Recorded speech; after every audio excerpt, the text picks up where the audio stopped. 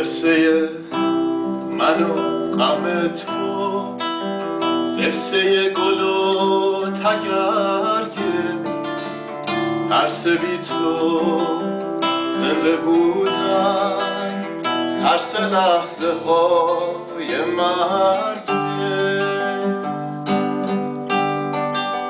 ای برای با تو بودن باید از بودن گذشتن، سر به بیداری گرفته ذهن خواب آلوده من،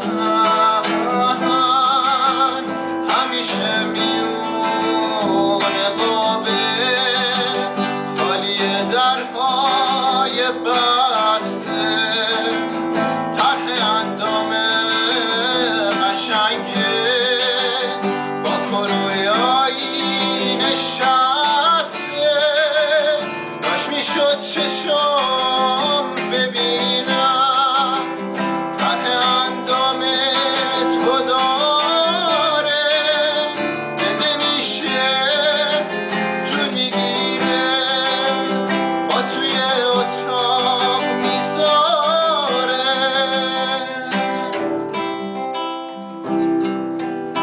کاش میشد صدای پا بپیچه تو گوش دارو، طرف دالو بگرده سر آفتاب گردونامون.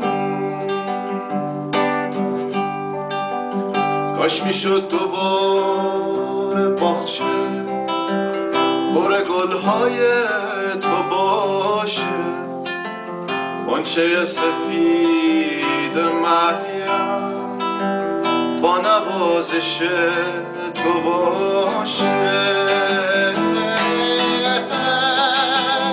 کاش میشد اما نمیشه، نمیشه بیای دوباره، نمیشه دستا تو گلدون گلای مریم بکاره.